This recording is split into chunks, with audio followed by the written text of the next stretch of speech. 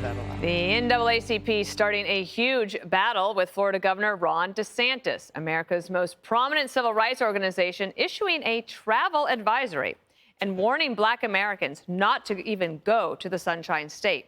It's over what they claim is an openly hostile environment for Black and LGBTQ Americans, and that DeSantis is making, quote, aggressive attempts to erase Black history and to restrict diversity, equity, and inclusion programs in Florida schools.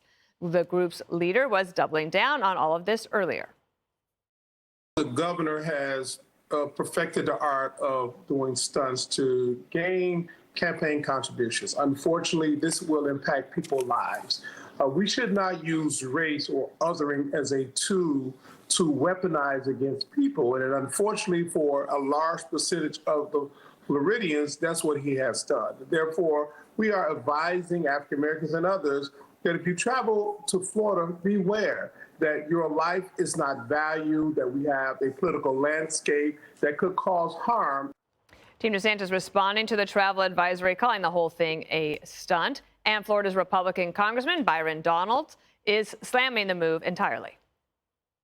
This is silly and it's dumb. It's political. It makes no sense. We should be focused on making sure people actually have the opportunity to achieve, which Florida is actually doing and thriving in way better than other states, let's say New York or California or Washington State. We're doing a significantly better job helping Black Americans succeed. And it's not just about me. It's about all the millions of Black people that live in our state.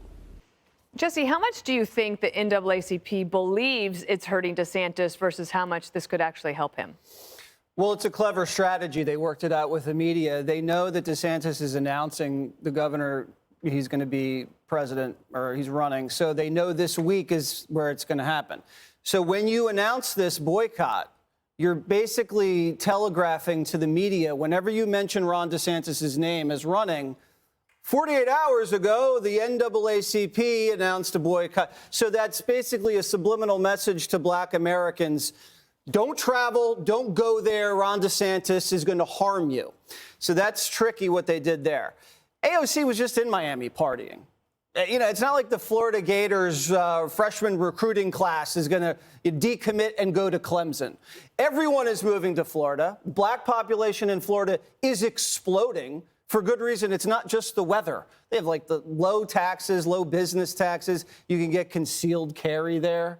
I don't think a lot of Black parents want trans education for 6-year-olds either. And who does the NAACP want to be?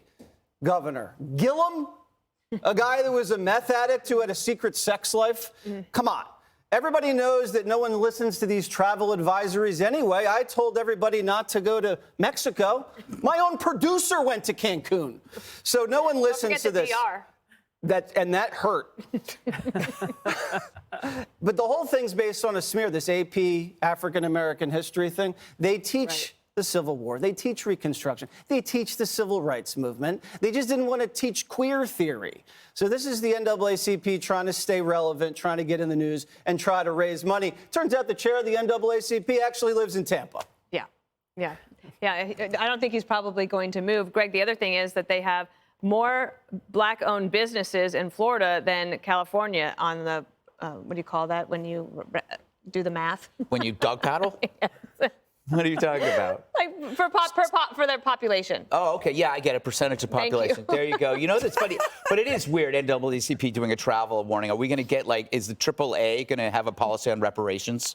The FAA can give us their thoughts on no cash bail. But you have to understand, they're writing a whole state off.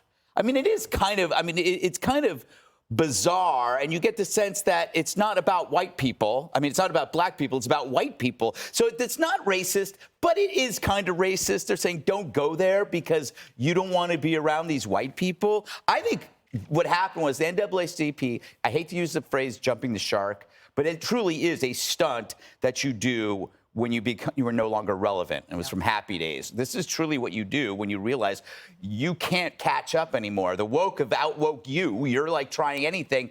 They realize Florida is attracting so many people, and this red state just keeps getting bigger and bigger. So they created an amorphous, vague threat. like lack of inclusion in schools. I mean, it's so ridiculous. That's not a danger to you physically. But what if more blacks keep leaving and from leaving terribly run cities and going to Florida? What happens then? They have to stop that. This is not just about DeSantis. It's about keeping Florida from turning super red and losing all of these people from other states. Mm-hmm. And it was interesting, Judge, last night I watched local news here in New York, and for the first 8 minutes, the stories were about crime all across the city. And I told Peter, I'm like, and those are just the ones they were able to report on. Right. Random. And then the 9th minute, the story was about don't go to Florida. Yeah, you know, you would think that if the NAACP wanted to issue a travel advisory to African Americans, to Black Americans, they would say, you know what, don't go to Chicago, don't go to Baltimore, don't go to cities where gangs are more likely to kill you if you're Black. But the truth is that the NAACP isn't concerned about blacks. They're only concerned about a political narrative, political ideology. And that ideology is Ron DeSantis is a bad man. And I think Al Sharpton said he was erasing African-American history, you know, which is kind of rich coming from the group that has been tearing down our statues and basically taking the names of presidents off of schools and high schools. But their agenda is not about being concerned for African Americans. It's just political. And I think that in recent years, so much has come out that I don't know if everyone else feels this way, but I really feel like everyone gets it now. The hypocrisy is so great. It's so in your face.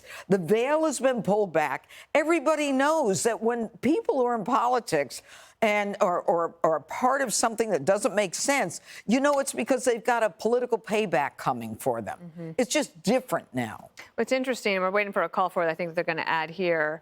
Oh, let's do this now, and then we'll get to Tulsi. A guest on MSNBC is now calling Florida a terrorist state. Can we play that?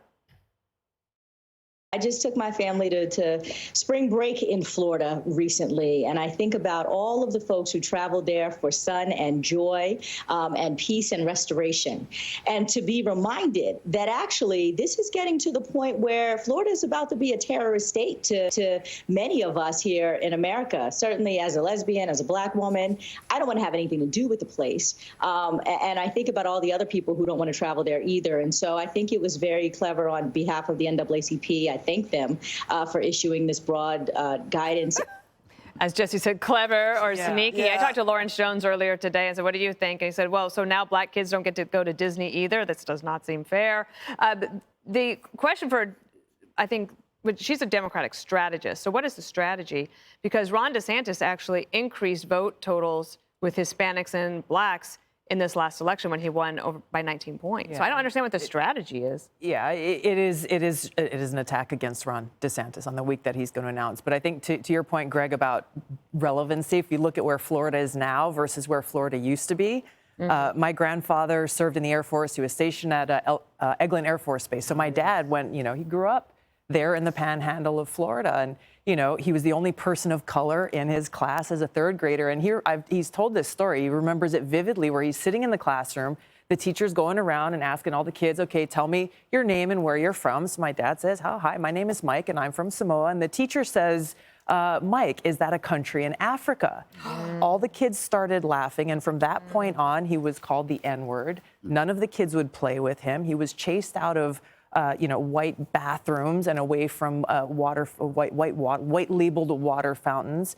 And so he directly experienced how things used to be. So frankly, there's a positive and negative to this story. The negative, of course, is the NAACP is racializing and weaponizing racism for political benefit. The positive is it's a testament to their success in the civil rights era, that they have done so much good that the Florida my dad grew up in is not the Florida that kids are growing up in today. You're not seeing that kind of racism, discrimination, and frankly, the hatred that he and so many others went through. It's a kind of rent-seeking where they need so they have to create something. They have to create something or they're out of a job. Yeah, or why don't you try to compete on the issues? Yeah.